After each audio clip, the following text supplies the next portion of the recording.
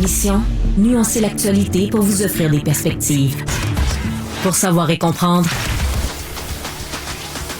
Karima Brick. Le Québec né pour un petit pain, est-ce que c'est le cas? Est-ce qu'on est dans cette mentalité-là?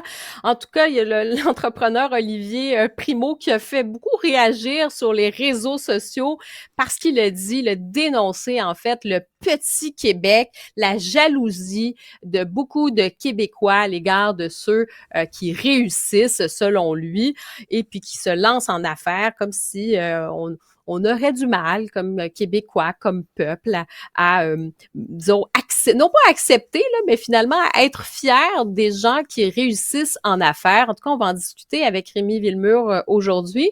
Bonjour Rémi. Bonjour Karima. Tu as bien résumé la situation, c'est ça qu'il dit. Après, moi, je comprends pas dans quel contexte ça s'inscrit. J'ai fait ma petite recherche ce matin, puis c'est plus un cri du cœur, là. Il s'appuie pas sur l'actualité, donc c'est vraiment son expérience à lui. C'est pas la première fois qu'on entend une chose pareille. J'aimerais quand même qu'il fasse la nuance entre la réception critique face à ses projets, puis le rapport des Québécois en général. Parce que, tu sais, Olivier Primo, il n'a pas inventé le Cirque du Soleil, là, hein? Il a créé un club sur une plage où les gens dansent, là. Donc, le Beach Club, là, le Beach Club, en l'occurrence, tu sais, pour moi, c'est pas un grand génie, là, hein, du milieu des affaires, là, quand même. Bon, enfin. Cette sortie-là, par contre, elle est intéressante. Elle est intéressante parce que ce qu'il décrit est en partie vrai. Après, il faut voyager un peu pour réaliser que c'est relativement partout pareil. C'est-à-dire que dans toutes les sociétés du monde, vous avez une minorité seulement de gens qui sont des entrepreneurs, des aventuriers, des gens qui prennent des risques, qui défendent la culture du risque même. Je regrette, mais c'est la même chose aux États-Unis, là. Je veux dire, voyagez un peu, faites de la route aux États-Unis, vous allez voir que les gens ont en majorité peu d'ambition, peu de longueur d'esprit. Hein, ils sont, bon, enfin, donc, au Québec, est-ce que c'est vrai ou c'est pas vrai? Ce l'est, donc, c'est vrai, c'est partout pareil. Sauf que pourquoi ce l'est ici? Moi, ça m'embête à chaque fois que quelqu'un sort sur la place publique pour dire ça. Et il nomme le problème, mais refuse d'identifier l'origine du problème. Hein, parce que ça voudrait dire se politiser. Ça voudrait dire prendre position. Parce que ça voudrait dire essayer de comprendre pourquoi. C'est nommer quelque chose, dire il pleut, ça prend pas beaucoup de courage. Je dirais même que c'est petit, ça aussi, de se contenter de nommer les choses. Moi, j'adore l'histoire, Karima, c'est ma passion, l'histoire du Québec. Et quand je lis des sorties comme ça me rappelle que, enfin, on a déjà eu un rapport plus sain à l'aventure, au risque. On a déjà été des aventuriers au Québec. C'est vrai, là. C'est une vérité factuelle. Alors, si on a aujourd'hui un rapport qui est malsain, comme il le dit bien, hein, quand quelqu'un nous dit que, regardez, il dit que la jalousie du succès est un phénomène connu et qui peut avoir des répercussions très négatives sur l'économie et le développement. C'est vrai, mais pourquoi? Ben parce que, comme société, on refuse encore à ce jour de se compléter. Ça veut dire qu'on refuse d'entreprendre la dernière étape de la Révolution tranquille. Là, je sais, il y a du monde qui vont dire, Rémi, tu fais un gros spin pour revenir à l'indépendance du Québec, mais je regrette, mais c'est vrai. C'est-à-dire que si on s'était dit oui, ben on ne serait pas encore aujourd'hui pogné dans le ventre à essayer de comprendre pourquoi il y a des gens qui vont plus loin que d'autres, pourquoi il y a des gens qui prennent des risques. Le risque, c'est dangereux. Nous autres, on nous a dit non. Pour moi, tout est un tout. Puis Olivier Primo a déjà dit qu'il voulait faire de la politique. Alors, moi, je dirais, la prochaine étape, M. Primo, c'est d'en faire, effectivement. Puis si vous êtes un aventurier, si vous êtes quelqu'un qui aimait les risques, qui aimait les projets de société et qui aimait rêver, choisissez votre camp, choisissez-le bien, tout simplement. Mais c'est intéressant, en fait, moi, ça m'a amené à la réflexion sur, premièrement, c'est quoi la réussite? La réussite, c'est-tu en lien avec l'argent? Parce que moi, j'ai l'impression, quand il fait référence à ça, de se lancer en affaires, oui, c'est tout le rapport avec l'argent et la démonstration du matériel. Ça semble poser un problème. C'est-à-dire que quand on regarde les Américains, si le modèle est un peu l'exubérance de montrer sa richesse, le côté je dirais même le côté un peu protestant, on est plus en accord avec ça, de montrer la richesse, puis de dire, ben même c'est un symbole presque de Dieu est avec nous, puis regardez, je suis riche, je monte mes bébelles, je monte mes vêtements, mes lunettes flashy, mon gros char. Donc, il y a comme une fierté. Hein. On le sait qu'aux États-Unis, la réussite, c'est aussi la réussite matérielle. Donc, moi, ça m'a fait poser la question, est-ce qu'au Québec, sur l'aspect de l'argent, on a encore un certain problème dans cette démonstration de richesse, entre guillemets. Ça, c'est une chose. Je pense pas que c'est propre au Québec. Ensuite, sur la réussite, il faudrait définir parce que est-ce que notre modèle, ça doit être juste justement le modèle américain, le côté bling-bling, puis le côté... Je parle de ce modèle de réussite, là. J'associe pas les Américains, la réussite qu'à ça, mais tu comprends ce que je veux dire dans le sens de cette démonstration-là. Ou est-ce qu'on peut pas avoir une fierté sur autre chose? Tu sais, c'est toute la question sur réussir dans la vie. C'est quoi? Est-ce qu'on pourra pas avoir des modèles, oui, des artistes, des intellectuels, des politiciens, tu sais, élargir un peu notre proposition de modèle, je trouve, même pour la jeunesse, que ce soit pas une seule chose et que ce soit pas calqué justement sur un modèle américain d'une certaine réussite. Ensuite, tu as raison, je pense sur le côté de pas prendre de place, c'est un peu ça aussi, hein, le côté, une partie, ça fait partie de ça aussi, je pense, au Québec, c'est comme on n'aime pas trop dépasser, hein, on garde ça comme ça, là, puis faut pas trop dépasser, parce qu'il y a toutes sortes d'expressions qui témoignent de ça aussi dans notre vocabulaire québécois, là, faut pas se prendre pour un autre, faut pas... il y a ça aussi, je trouve qu'il y a un questionnement à avoir sur cette chose-là, de ne pas dépasser. Je sais pas ce que tu en penses, là. Et est-ce que ça vient avec cette insécurité culturelle? Ben tout à fait, tout à fait. Je veux dire, les gens ont tendance à l'oublier, mais il y avait des millionnaires là en Nouvelle-France. Il y en avait 40. Il y avait 40 millionnaires. On prenait des risques, on défrichait, on était des navigateurs sans marine, des géographes sans compas, des commerçants sans richesse. Et ça, ensuite, il y a eu la conquête et ça a brisé quelque chose. Et aujourd'hui, on dit, on est du petit monde, on est du petit Québec, puis on parle pas du fromage, on parle de notre rapport au risque. Mais ça se répare, ça. Hein? Ça se répare. On peut revenir à ce que nous sommes à la base. Puis tu as raison, on n'est pas obligé de devenir Monaco. Hein? On n'est pas obligé de devenir un monde où il y a des tapis rouges partout, où on fait du bruit avec nos Lamborghini. Pas forcément. On est des gens modestes. On l'a toujours été. Mais on est des gens aventuriers, on est des gens qui prennent des risques. Il y a une école d'entrepreneuriat en Beauce, qui est l'une des meilleures au Canada.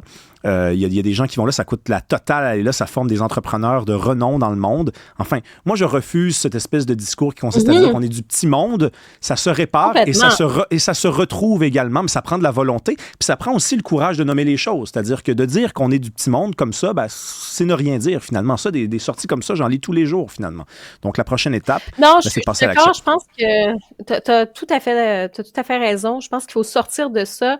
Les Québécois sont extrêmement... En fait, c'est un peuple résilient, mais on peut se servir de toute cette force qu'on a appelée la force tranquille des Québécois, la révolution tranquille, force tranquille. Je pense qu'on aurait intérêt à sortir un peu justement de soi, aller vers l'avant. Et je pense qu'on pourrait faire des grandes choses au Québec si on s'assumait un peu plus, malheureusement. Enfin, c'était l'éditorial, mais poursuivons maintenant avec ton deuxième sujet.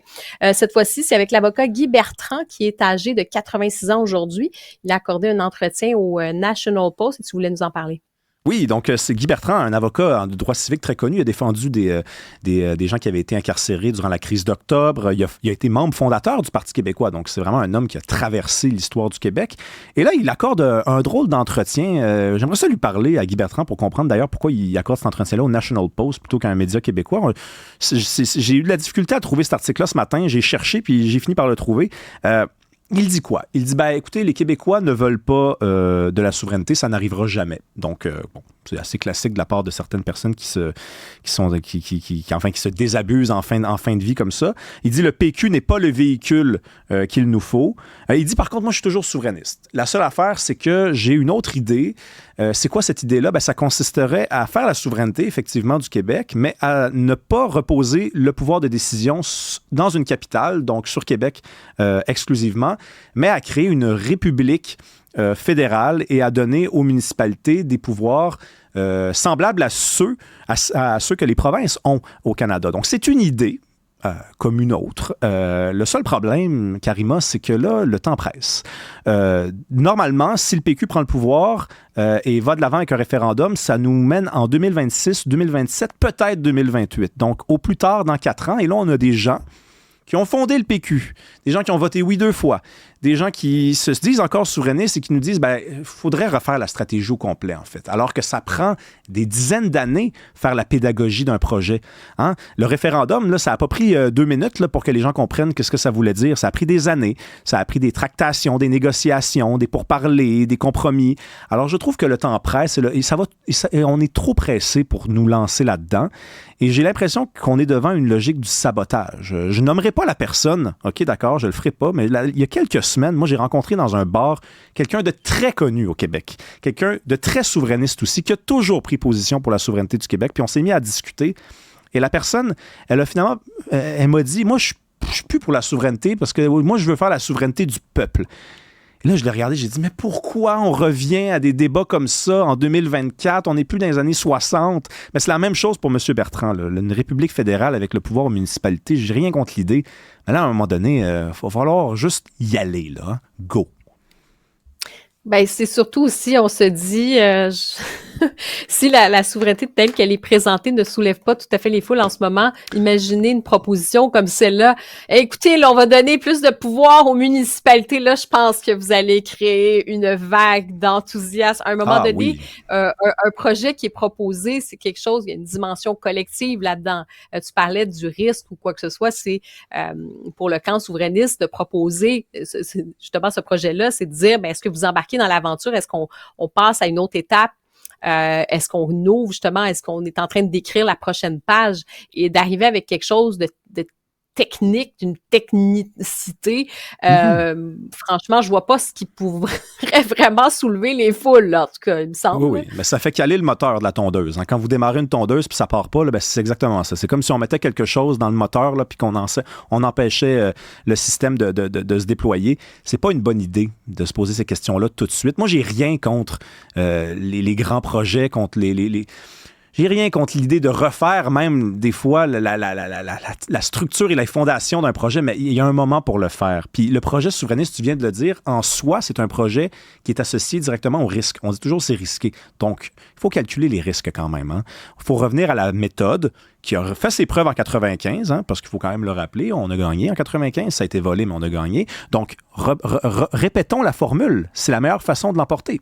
Tout simplement. Mais Guy Bertrand, on va essayer de lui parler. On va essayer de comprendre ça. Peut-être que. Je pense ton dernier bout, par exemple, là, ton dernier petit bout, là, je pense qu'il y a du monde qui vont faire comme attends, rewind, là, mal compris, là. Rewind.